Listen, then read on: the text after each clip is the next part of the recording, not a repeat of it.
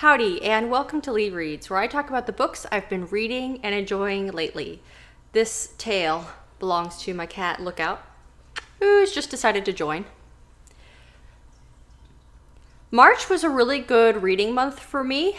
I have a lot to talk about, so I will try to be concise, which can be hard.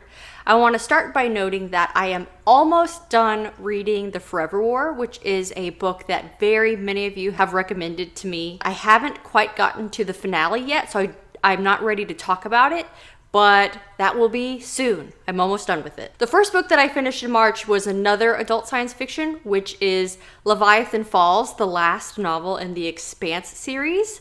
I finally finished the Expanse series. The overarching lingering question throughout the entire series was, what is the protomolecule? What does it want? What are people trying to do with it? This novel did a great job in really giving us an answer to that question. It was actually really unsettling to read, the end goal as it was kind of happening. Just as a human, I was like, ooh, that's a bit intense. They did a great job with the finale of that story. And also, I really enjoyed how they tied up the different arcs and storylines for the various characters that we've been following for so long.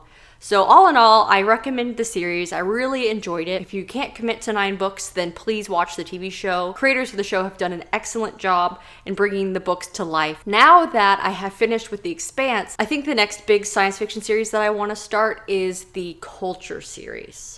The next book I read is an adult fantasy. I was able to go to a conference earlier in March, so I read the bulk of this one on the plane. It was a fairly quick read, but I got pretty invested in it. Traitor's Blade is the first book of the Greatcoats series. In this world, the Greatcoats were really those who crossed the kingdom, making sure that the king's laws were being followed and that justice is being served. They are highly trained as duelists. As the character in the story says, knights are concerned with defending honor. The Greatcloaks are concerned with justice. However, in the recent past, the dukes have all gotten together and they overthrew the monarchy and they basically destroyed the Greatcoats. Now the Greatcoats are considered scoundrels and thieves, and they're called Tattercloaks. The main character of this story, Felcio, he was the leader of the Greatcloaks. He was the one that agreed to let the dukes march in and murder the king. So he has a lot of baggage about that because he really is still an honorable person at heart who loved his king and hates what has happened. It was really refreshing to follow a character with such a strong ethical and moral compass, and one who was really unwilling to compromise on those beliefs and who was genuinely trying to be a good person as they're getting re-embroiled in some political dramas, but also just trying to survive in a world that hates Greatcloaks, wants to frame them for bad things, and basically see them all killed. The only thing that I didn't really enjoy about this novel is part of the main character's tragic backstory. Some really, really bad stuff happened to his wife, who he still loves dearly, and he thinks about this all of the time. The badness was what motivated his character in the beginning to kind of start on this path that he's wound up on. Fridging a female character in order to inspire a man. Not my favorite motivation that a character could have. But I can put that aside because I still really enjoyed the story, and I especially enjoyed the characters and the main character's relationship with his 2 best friends who were also Greatcloaks, and I do plan on continuing this series. Next, I read an adult contemporary romance. And if you recall from my previous wrap-up, I was ranting a little bit about how if I'm going to read a romance, the 2 characters need to feel very well-rounded out. That includes the internal and the external conflicts that they have to deal with. I don't want their backstory and their conflicts to be resolved just because the 2 characters enter into a relationship with each other.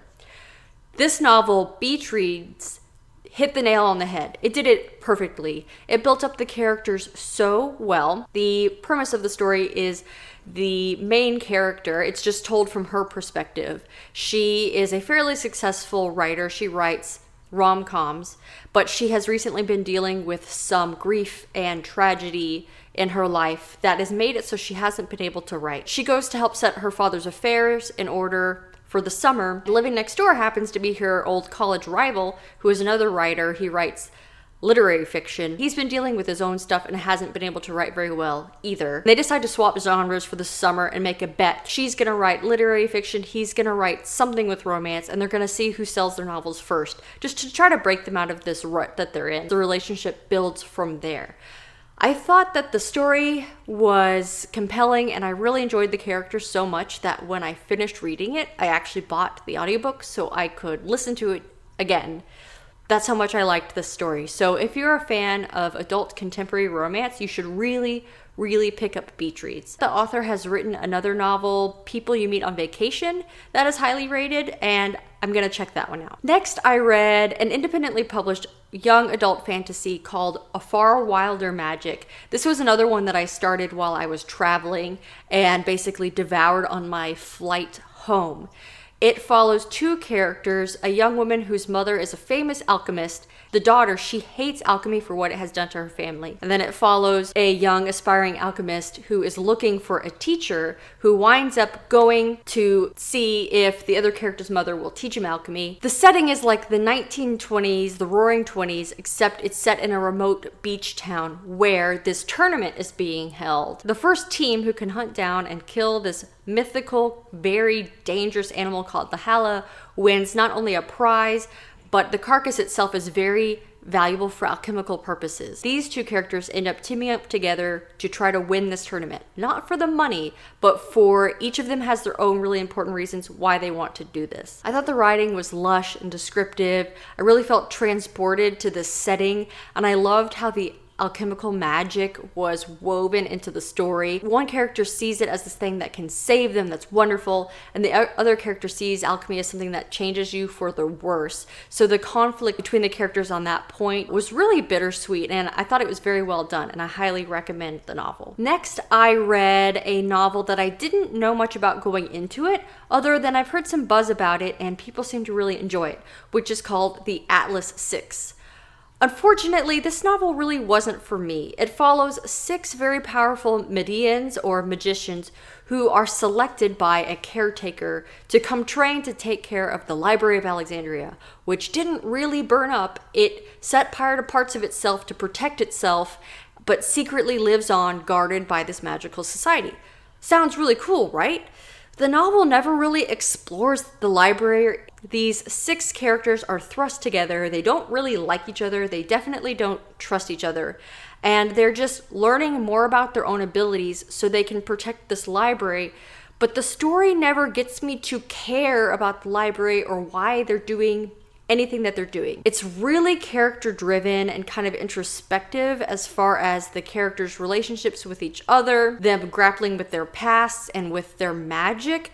But I just found parts of the plot to be really contrived, and I found the characters to be a bit melodramatic.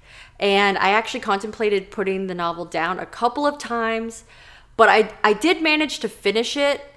However, I don't think I'll be picking up the next one. I don't know. That's just me. A lot of other people seem to like this story. The last book that I read was an eARC that I loved called The Stardust Thief, which is inspired by the stories of 1001 Arabian Nights. It is set in this desert world where jinn are hunted because they are not trusted by humans. In that sense, they're a dying race. I love the aspect of the world building where wherever jinn blood is spilt, plant life grows. In this desert setting, if you ever come across an area that's just a gorgeous lush garden, unfortunately that means that jinn or a lot of jinn died there. So the primary main character makes her way through the world selling jinn artifacts, and she finds them because her bodyguard is actually a jinn. The other main character is the second son of the Sultan. The Sultan has a very harsh reputation, but the oldest son is the leader of the 40 thieves, and he is a jinn hunter. The Sultan sends his oldest son on a mission with the merchant to recover this very important jinn artifact, but the oldest son pulls a switch and he uses some magic to send the younger, cowardly son in his place. This second son, all he really wants to do is tell stories and find peace, but he gets thrust out on this adventure with the merchant. Wasn't necessarily prepared for the world that he enters into. The different challenges that the characters run into, the different ways that the 1001 Arabian Nights stories were woven into the plot were refreshing. I really enjoyed all of the characters and I found them to be complex. The story itself, as you can imagine, is steeped in magic. Each of the characters has driving desire that they want, which may be at odds with each other. I really liked this one. I highly recommend you picking this one up if you enjoy fantasy, especially if you enjoyed The City of Brass and the Daevabad trilogy. And if you haven't read The City of Brass yet, you really should. That's a great story. And those are the books that I read in March. Let me know what your favorite book that you read this month was and what you thought of any of these if you've also read them. And please don't forget to support your local library. Thanks. Bye.